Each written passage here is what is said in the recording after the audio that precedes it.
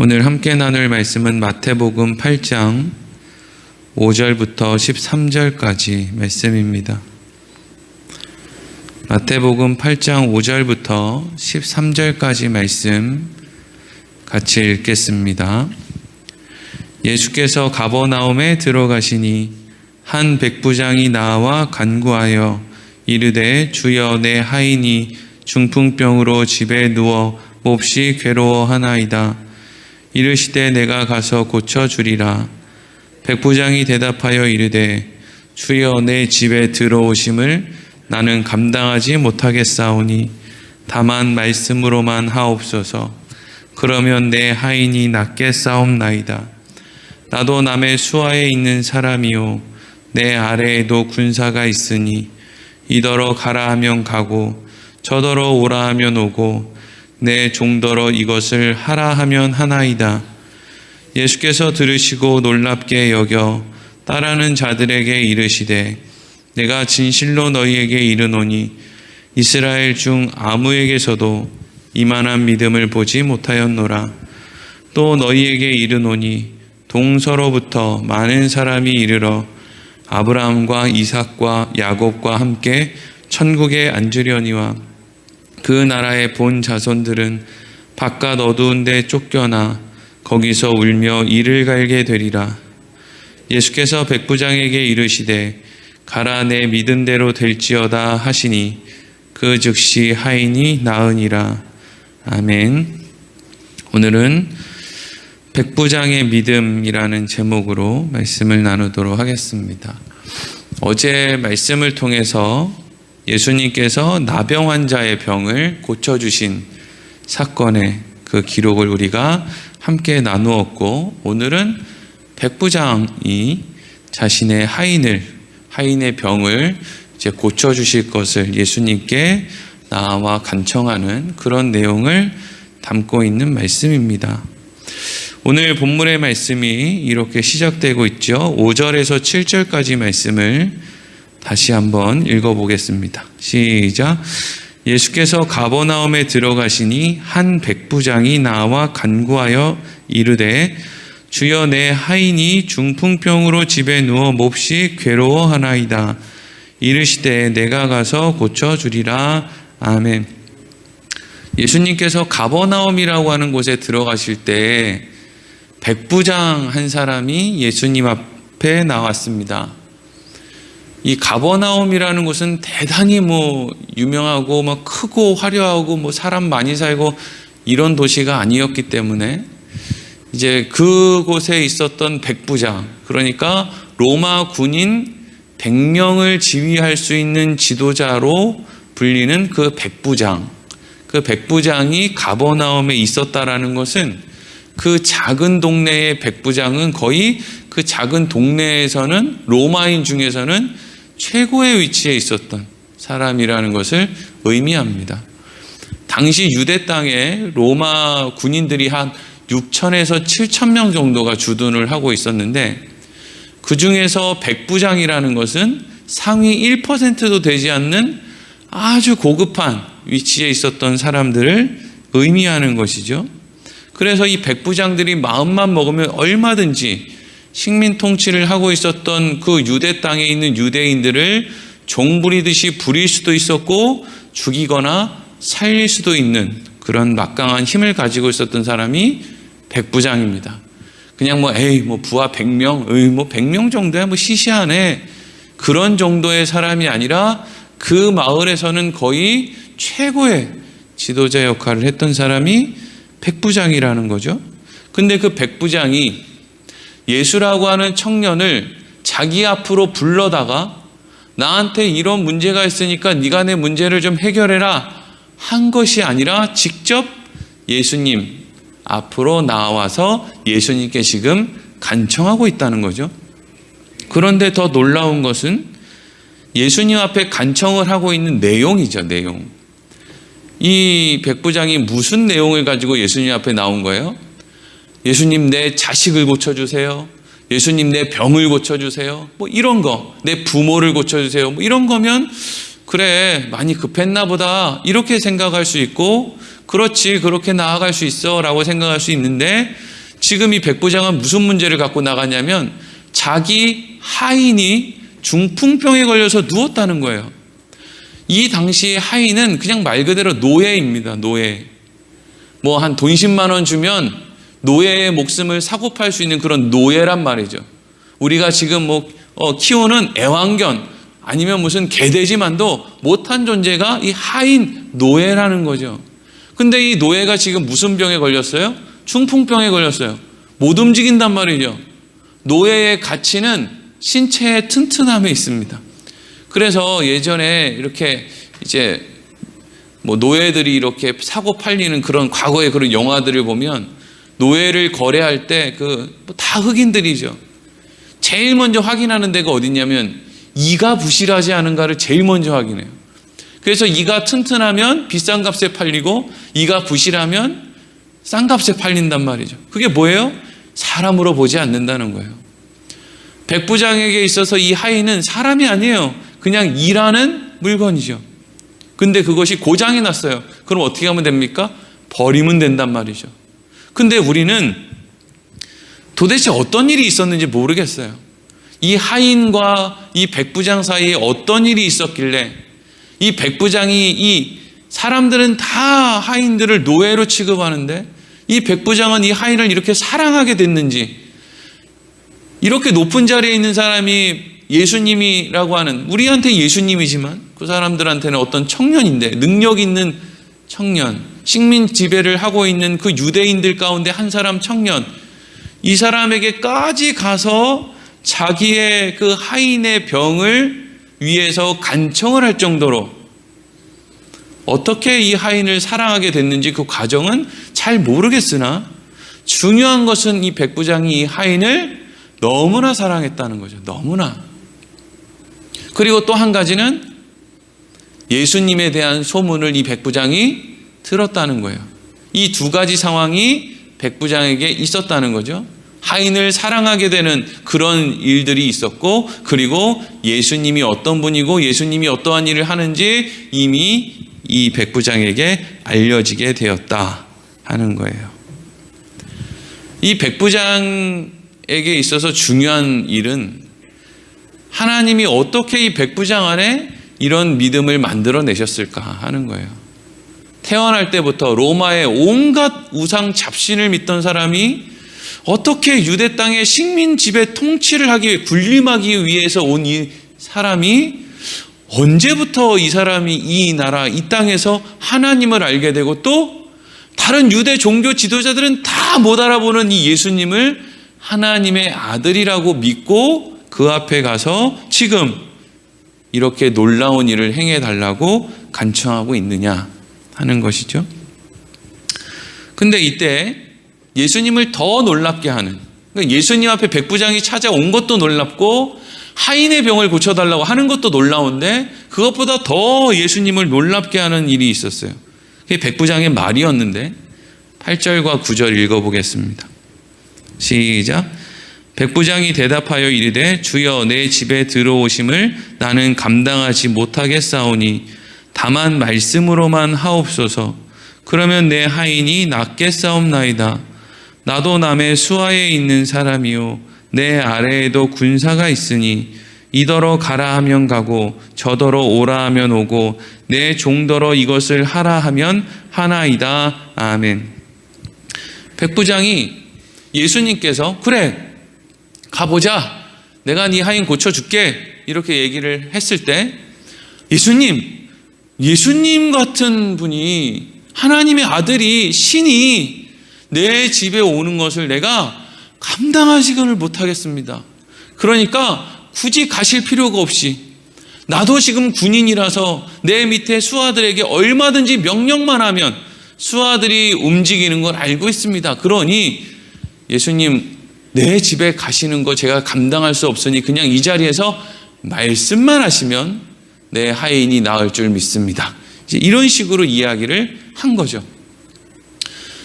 여러분, 대부분 가진 것이 많은 사람, 큰 집에 살고 화려한 것을 가지고 또 좋은 환경 속에서 사는 사람, 이런 사람들은요, 자기 집에 사람 초대하는 거 싫어하지 않습니다.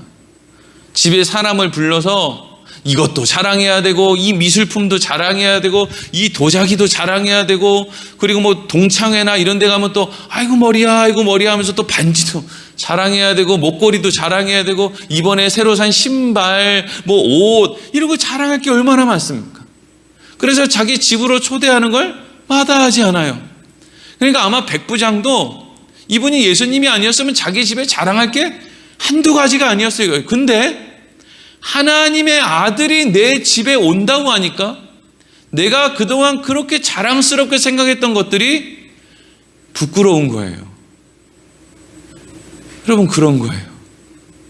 예수님이 내 집에 온다고 하니까 몇십 평, 몇백 평 되는 내 집, 화려해 보이는 내 환경, 내가 지금 입고 있는 옷차림, 내가 하고 있는 지금 일들, 이 모든 것들이 그냥 부끄러운 거예요. 부끄러운 거. 우리는 이 백부장에 대한 성경의 말씀을 대할 때 중요한 부분을 하나 놓치는 게 뭐냐면요, 그냥 우리는 예수님이 백부장의 믿음을 칭찬하니까 백부장 그 사람 믿음 좋은 사람이지, 대단한 사람이지, 이리로 바로 가는데 사실 그 전에 거쳐야 되는 단계가 있어요. 뭐냐면 이 사람은 그런 믿음을 가지고 있음에도 불구하고 지금 뭐 하고 있는 거예요? 다른 사람을 등쳐먹고 사는 자리에 있는 거예요. 다른 사람을 발 아래 두고 군림하는 그 백부장의 자리를 지키고 있다고요. 이 사람은 세계 평화를 위해 지금 유대 땅에 온 게 아니에요.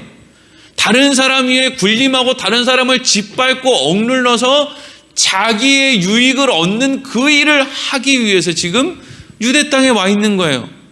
백부장의 집에 가면은요, 유대인들로부터 빼앗은 물건들이 즐비해요. 그러고 있는 거예요. 그러니 어떻게 거기에 예수님을 모시고 갑니까? 집에 데리고 가면 유대인들에게 빼앗은 물건이 집에 즐비할 텐데 그것을 예수님한테 어떻게 보여줍니까? 감당할 수 없는 거죠. 백부장은 예수님이 어떠한 존재인지 이미 알고 있는 거예요. 그래서 거기 가서 간청도 하고, 그리고 말씀으로만 고쳐달라고도 이야기할 수 있는 거예요. 하지만 여러분, 우리가 하나님을 알고 예수님을 믿노라고 해도 사실 내 집안에 있는, 하나님이 보실 때 어떻게 보면 부끄러워 보이는 그 물건들 하루아침에 정리 못합니다. 못해요. 믿음이 없는 게 아니에요. 우리 안에 예수를 믿는 믿음이 있어요. 하지만 내 안에 있는 연약함을 하루아침에 싹 없애지를 못해요. 그냥 부끄러워하며 그냥 그렇게 살아요. 그게 우리의 못남이에요. 평생 걸리는 일이죠. 야곱이 베델에서 사닥다리 왔다 갔다 하고 천사들 만나고 하나님이 내가 너와 함께 해주마라고 하는 말씀을 그렇게 분명하게 해주셨는데, 자기 집안에 있는 온갖 우상을 상수리 나무 아래에다가 다 묻어둘 때까지는 시간이 20년도 넘게 걸렸어요. 얼마나 놀라운 일이에요, 이게. 정말 하나님의 살아계신 만큼이나 더 놀라운 일이 두 가지의 삶을 사는 우리들의 모습일 거예요. 어쩌면 그런지 몰라요. 어쩌면. 예수님이 백부장의 말을 듣고 깜짝 놀랐어요. 아니, 이런 말을 어떻게 하지? 어떻게 이런 말을 해? 그래서 오늘 10절 말씀에 예수님이 이렇게 말씀하시죠. 읽겠습니다. 10절 시작. 예수께서 들으시고 놀랍게 여겨 따르는 자들에게 이르시되 내가 진실로 너희에게 이르노니 이스라엘 중 아무에게서도 이만한 믿음을 보지 못하였노라. 아멘. 예수님이 지금 백부장의 믿음을 칭찬하는 것처럼 보이죠. 놀라운 일이죠.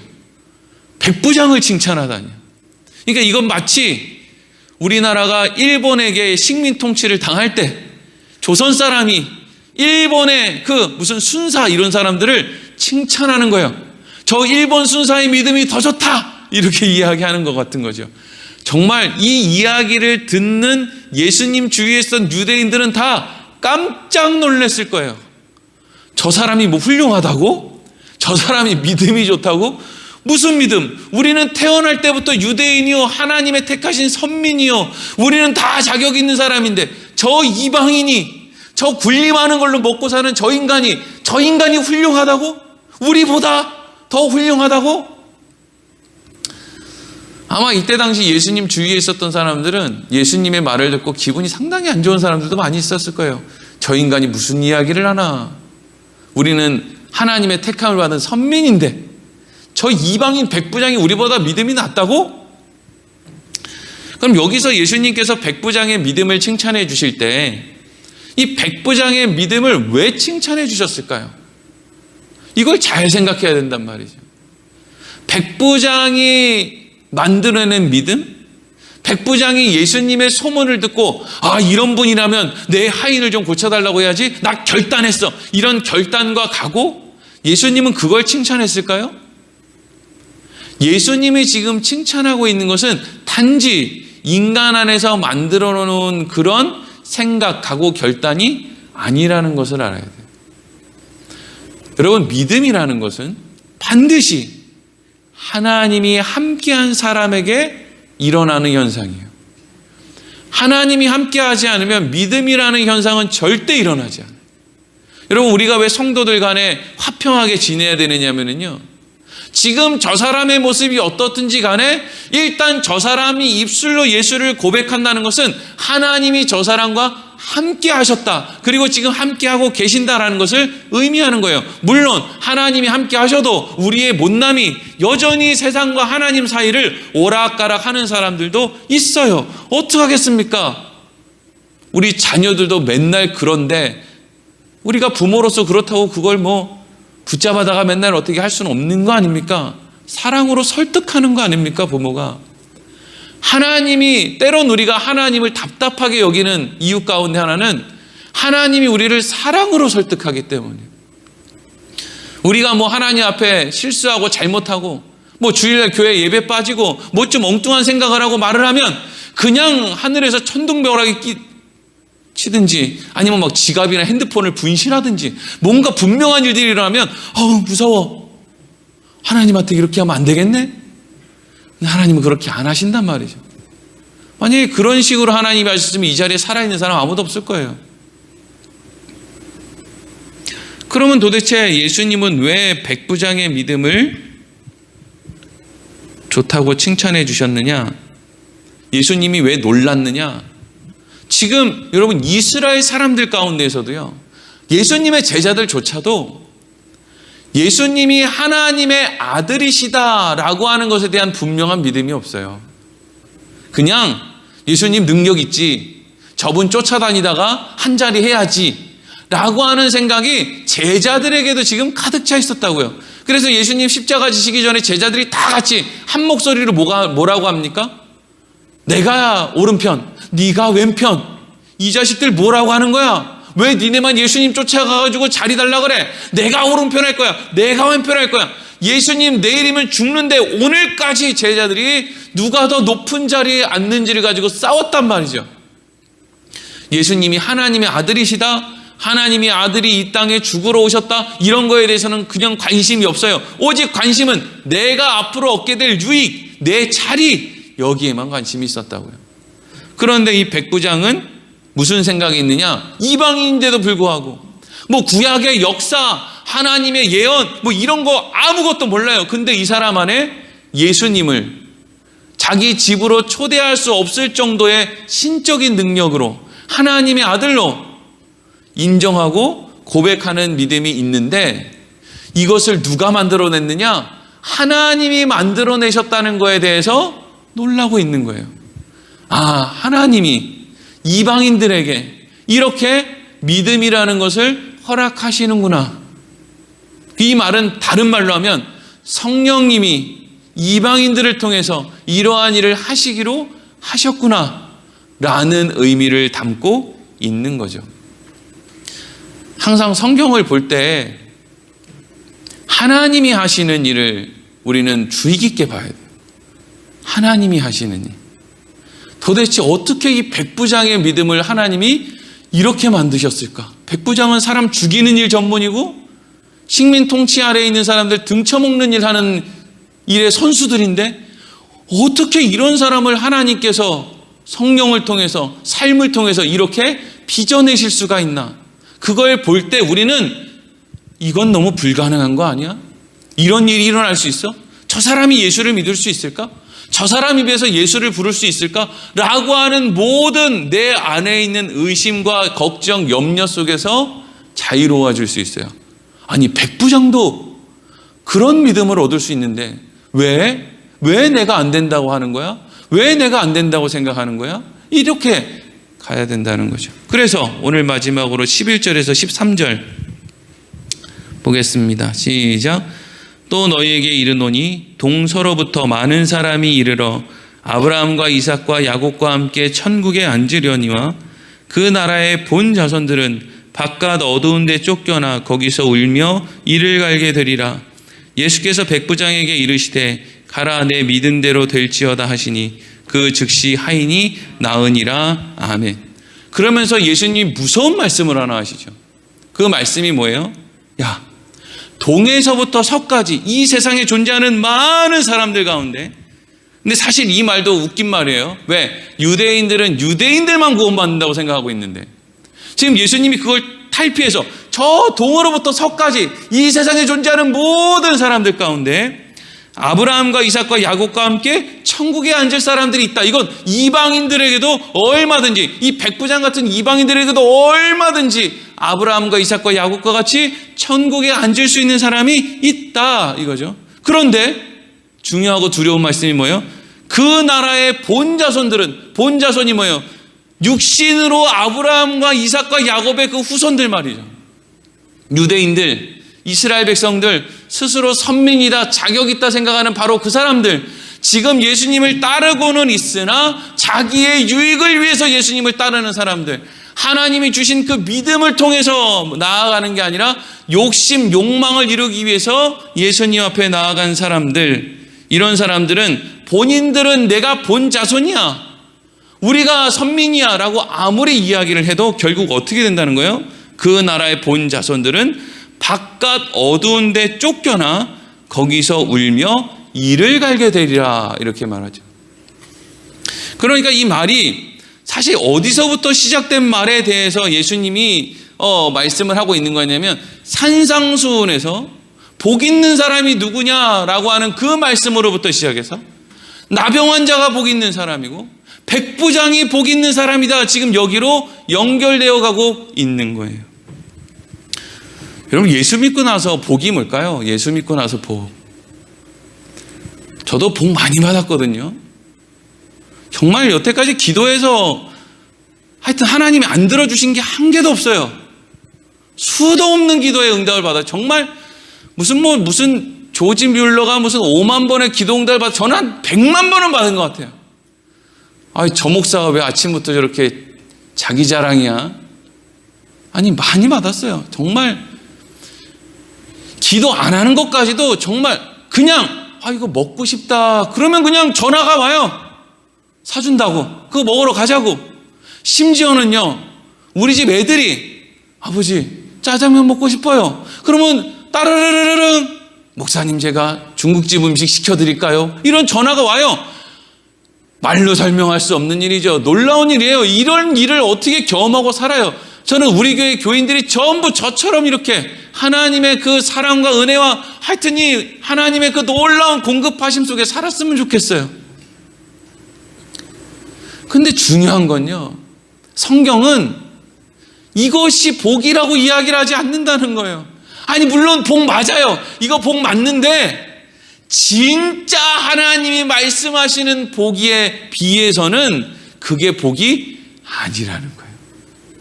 진짜 하나님이 주시는 복은 뭐예요? 하나님이 나를 자녀 삼았다는 거예요. 우리가 뭘 했는데요? 죄인이었는데 아무 이유 없이, 아무런 까닭 없이 이렇게 죄가 많은 나를, 시커먼 시궁창에 있는 나를 하나님이 자녀 삼아 주셨다. 근데 이 자녀 삼아 주신 게 너무 큰 복이기 때문에 이미 자녀 삼아 주신 이후에 공급해 주시는 모든 것들은 그 자녀 삼아 주신 것에 비하면 아무것도 아니라는 거예요. 그래서 성경이 뭘 자꾸 강조하느냐 하면 이걸 강조해요. 하나님이 우리의 아버지라는 걸 강조하고, 마치 우리가 하나님 앞에 기도를 하면 하나님이 주시는 분이야 라고 하는 것을 강조하지 않아요. 왜냐하면 여러분 살아봐서 알겠지만 하나님 꼭 기도하는 것만 주는 게 아니에요. 기도 안 하는 것까지도 줘요. 근데 우리가 자칫 착각하는 게 뭐냐 하면 이거 내가 기도 열심히 해서 줬나? 열심히 안 하면 안 주나? 열심히 해서 줬나? 여기에는 뭐가 들어가요? 하나님의 자녀가 되었기 때문에 하나님이 공급해 주시는구나, 우리 아버지는 너무 좋은 분이구나 라고 하는 마음이, 내가 기도를 열심히 해서 줬나? 라고 하는 생각으로 넘어가면, 내가 기도해서 하나님이 주신 거네. 내가 기도하지 않으면 하나님 안 주셨을 텐데 내가 기도해서 주신 거네 라고 하는 식으로 가는 걸 성경은 경계한단 말이에요. 기도해야죠. 여러분, 제가 지금 개척하고 10년이 됐는데 여러분도 잘 알다시피 제가 지방의 삼류신학대 나왔잖아요. 모건대 대단히 좋은 대학교입니까? 줄만 서면 가는 데인데, 거기 졸업해서 거기 졸업이나 똑바로 해요. 맨날 주말에 전도사로 3시간 기차 타고 가가지고 하여튼 온갖 잡일 걸레 빠는 것부터 시작해서 새벽 차량부터 시작해서 별의 별일까지 다 하고 끝마치고 또 3시간 반 기차 타고 올라오면 또 월요일 또 공부해야 되고 또 주말 되면 그렇게 하고, 무슨 공부를 하겠습니까? 무슨 공부를. 다른 애들은 다 그냥 부모 잘 만나서, 여기서 부모 잘 만났다라는 것은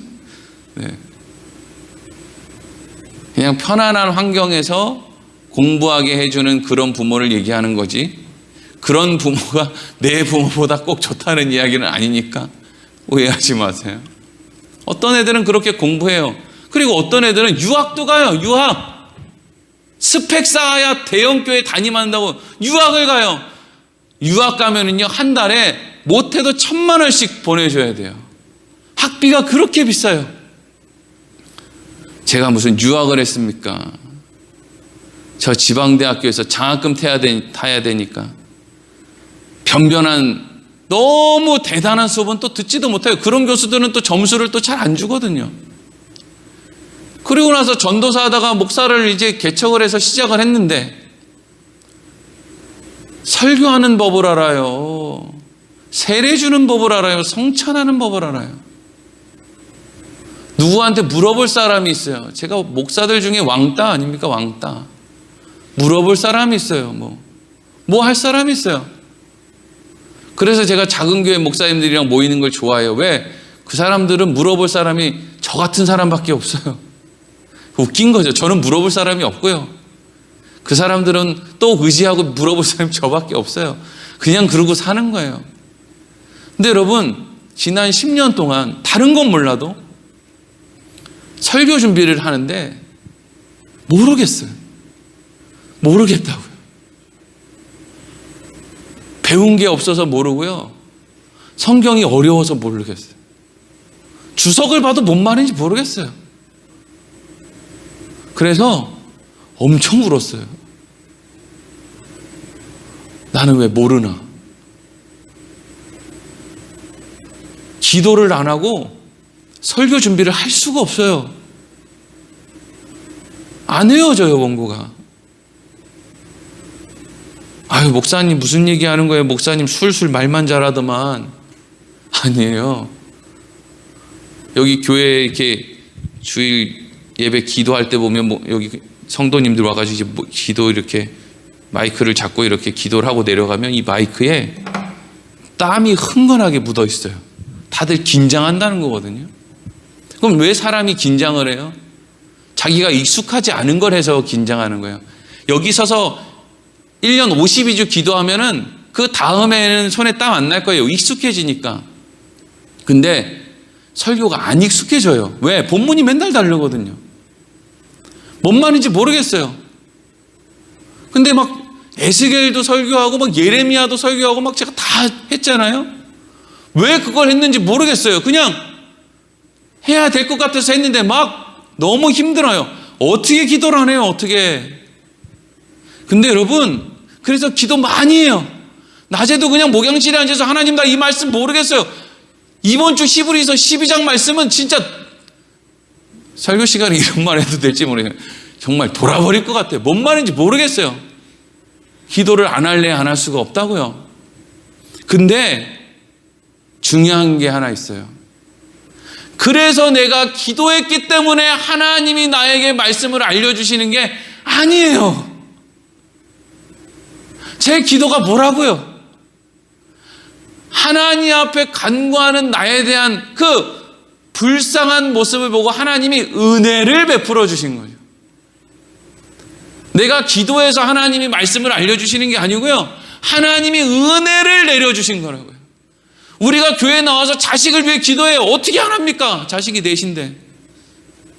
여러분들은 손주까지 있고 자식도 있고 어떻게 기도를 안 해요? 걱정이 되죠? 얘네들이 예수 잘 믿어야 되는데 앞으로 얘네들이 그래도 평안하게 살아야 되는데 어떻게 돼야 될까? 울기도 하고 기도도 하고 해야지. 지금은 다 집에서 뭐 하고 있나 모르겠어요. 하겠죠. 밤에 하겠지.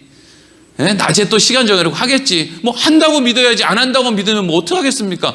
한다고 믿어야지 하겠죠. 근데 열심히 하겠지. 자식들을 위해서 열심히 기도하겠죠. 그런데 중요한 것은 우리가 자식들을 위해서 기도했다고 하나님이 우리의 자식들을 책임져 주시는 건 아니에요. 우리가 기도한 만큼만 책임져 주시면 어떡하겠다는 거예요. 기도 안 한 것까지 하나님의 은혜로 책임져 주시는 거예요. 성경이 그걸 강조하는 거예요. 기도 안 하는 게 아니고요. 기도한다고요. 안 할 수가 없어요. 안 할래야 안 할 수가 없어요. 31살에 개척해서 찾아오는 교인들마다 저한테 감정을 쏟아놓고 가요. 누구 하나 저한테 와서 목사님 설교 짱, 목사님 은혜 받아서 너무 행복해요. 이런 사람 없고요. 목사님 큰일 났어요. 우리 애가 이래요. 우리 남편이 이래요. 사업이 지금 이렇게 됐어요. 큰일 났어요. 이거를 어떻게 하라는 거예요, 저보고. 어떻게 하라는 거예요, 31살짜리, 32살짜리인데 어떻게 하라는 거예요. 지금 43 먹었는데도 이걸 어떻게 해야 되나 싶은데 어떻게 하라는 거예요. 그러니 어떻게 기도가 안 나와요. 하나님, 아무개 권사님 집에, 아무개 집사님 집에 지금 난리가 났대요. 어떻게 하면 좋아요. 내가 할 수 있는 게 없어요. 여러분, 세상에 제일 무능하고 할 줄 모르는 사람이 목사 아닙니까? 뭘 해요? 우리가 뭘 알아요? 아는 거 없잖아요. 기도밖에 뭐 할 수 있으면 기도밖에 할 수 없어요. 근데 기도해서 그 가정의 상황이 나아지는 건 아니에요. 내 기도가 뭐라고요? 나 같은 죄인의 기도가 뭐라고요? 하나님의 은혜로 그 가정을 하나님이 회복시켜 주시는 거죠. 우리는 할 수 있는 게 없으니까, 하나님 앞에 간구하는 것밖에는 내가 할 수 있는 일이 없으니까 하나님 앞에 엎드린다고요. 부지런히 엎드리고 열심히 엎드려야죠. 왜? 우리는 할 수 없는 일들 투성이니까요. 그런데 그렇다고 해서 내가 하는 그 기도의 행동이 하나님을 움직이는 건 아니에요. 하나님의 은혜가 우리의 삶 가운데 임하는 거죠. 백부장, 예수님 말씀에 칭찬 들을 만한 일을 했죠. 얼마나 믿음 있는 것처럼 보이는 일을 했습니까? 하지만 하나님이 보실 때 이 백부장, 그래 봤자예요. 그래 봤자. 근데 백부장이 하는 그 행동을 예수님이 좋게 봐주시는 거죠. 백부장 지금 뭐 하고 있는데요? 백부장 노릇하고 있어요. 이 자리까지 백부장을 인도하신 하나님의 인도하심을 보면 이 이후에 백부장이 어떻게 살았는지 우리는 모르죠. 그런데 분명한 건 하나 알아요. 이렇게까지 하나님이 인도하셨다면 하나님이 이 백부장을 버리셨겠느냐? 그러면 이 백부장은 예수를 믿어서 그 이후의 삶이 세상의 관점으로 봤을 때 더 편해졌겠느냐? 아니라는 거죠. 어떻게 백부장이, 로마인 백부장이 유대인 예수를 구주로 믿는데 그의 인생이 편안해질 수 있겠습니까? 고달팠겠죠. 그런데 이 백부장은 복 받은 사람이라는 거예요. 누가요? 성경이요. 예수님이요. 저 백부장 복 받았다. 아니 예수님, 저 백부장은 예수님 믿고 지금 백부장 자리도 휘청휘청거리고 세상에 뭐 별로 그렇게 도움이 되는 일이 없었는데요. 근데 저 사람이 하나님의 아들이 됐다. 그거보다 더 큰 복이 어딨냐? 여러분, 이 복은요, 하나님을 알고 하나님이 보내신 아들 예수를 알고 믿게 된 사람들만이 고개를 끄덕일 수 있는 복이에요. 세상 사람들은 그거 나 필요 없는데, 그거 나 필요 없어, 너나 다 가져 라고 하는 것밖에 안 되는 복이라고요. 그래서 이 복은요, 정말 우리에게는 질그릇 안에 감추어진 보물이에요. 우리가 하루하루 살아가는 동안에 그 하나님이 주신 진정한 복 위에 사는 것이 무엇인지 늘 생각하며 살아가는 인생들 되길 소망합니다. 기도하겠습니다.